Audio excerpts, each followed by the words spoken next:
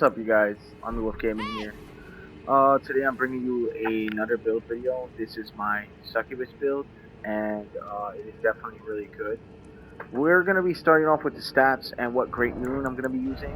Starting off, it's going to be level 150, and it's going to be 60 Vigor, 11 Mind, 50 Endurance, 51 Strength, 18 Dexterity, 9 Intelligence, 15 Faith, 20 Arcane. The incantations that I'm going to be using is Blood Flame Blade because it has fire on it. It also causes bleed damage, and Succubus are kind of like vampires in a sense. So yeah, Flame grant me strength because it gives me that strength bonus. Flame cleanse me, that's optional. You guys don't have to run that. Only because of the Scarlet Rot areas, poison areas, if you're going to be doing PvE. This is primarily a PvE build. You can use it for PvP, but it's not very versatile. You have to use it kind of a great deal of skill to deal with someone who's versatile in PvP. The Great Rune I'm going to be using is Rykard's Great Rune, and the reason is because every time you kill an enemy, it drains health. The right ornament and left ornament is going to be 478 attack power, with my Misery Cord as the secondary being at 392. Let's get to the equipment setup. Equipment setup is going to be the Serpent's God's Heavy Curved Sword, plus 25 with a Strength infusion on it because it scales the best with Strength and is one of the best stats for it. I tried all the other build qualities, and this one gave me the highest DPS. So the swords don't have very high DPS, which is why we have the Sacred Misery Cord along with the Flame Grant Me Strength and the Blood Flame Blade to give me that strength bonus. Sacred Misery Cord has Golden Vow on it, and Golden Vow gives that attack power. So if we were to proc all the miracles, we'd be able to boost the attack power. For the clothes, it's going to be the Golden Rag, gold bracelets, gold waist wrap. I wanted to get a bangle for the head, but I couldn't quite farm one, and I spent over 3 hours farming the same guy to get the bangle. Couldn't get it, so I let it be. So nothing on the head.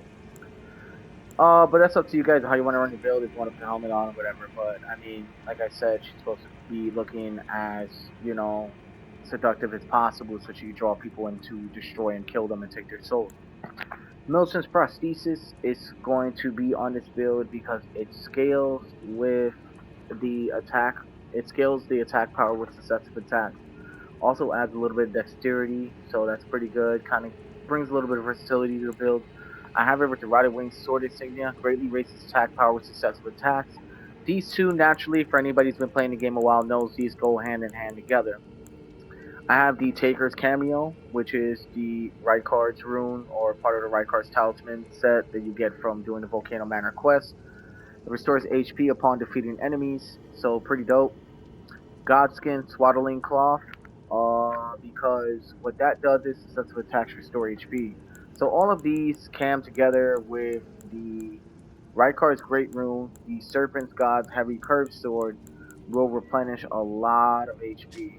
I'm going to show you guys how much of an attack buff you can actually get from all of this, because even though the attack power is 478, you still have these two talismans who are giving you insane attack power because they go hand in hand together. And then you also have the buffs. So I'm going to show you guys everything with the buff. Starting with Sacred, Flame Grant Me Strength, and then if you have enough for it, which I don't, I'm going to have to get a blue. You will run it with this. And there you go. That'll bring my attack power to 697 by 639. So pretty good. Because then you get the bonus attack power from everything else from the talisman. So that jumps up sometimes 750. And which you'll see in the video whenever I'm just killing the enemies. This build is really good for just a lot of good of PvE content. You keep constant pressure with the curved swords. And it heals for a significant amount of health. So it is a fun build. I haven't seen anybody make it, and I really want to see how you guys play with it. So let's get on to the videos.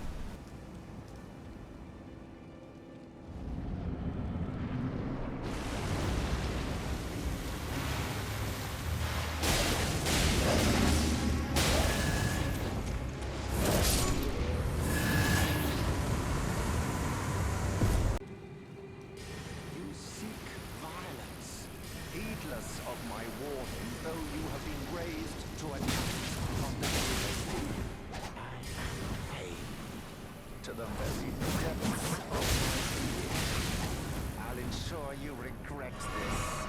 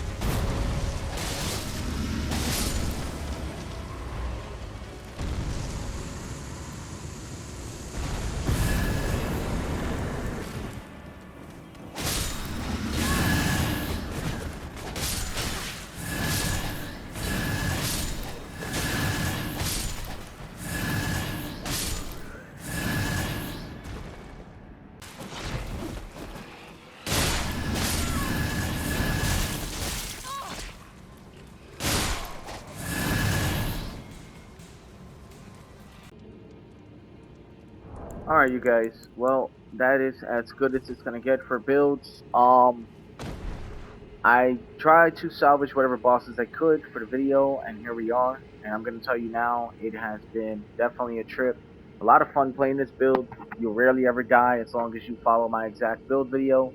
And you got a little bit of skills, you know, curved swords are relatively easy to use and they're super fast, so I don't think you'll have much issues running a build like this. You could change out a few things such as the armor set and kind of just run it with the curved sword still if you really want to make it PvP orientated, but this is more for like a cosplay build. I just decided that I wanted something different. There's a lot of people on YouTube nowadays constantly using the same meta, using the same builds and just different variations of the same exact build, but I had yet to see anybody create a life-stealing, high-damaging build, and I think I brought something really good to the table. Anyway, with that being said, please like and subscribe if you like the video. Let me know what you guys think, and I will be here waiting. Until then, Army Wolf Gaming out.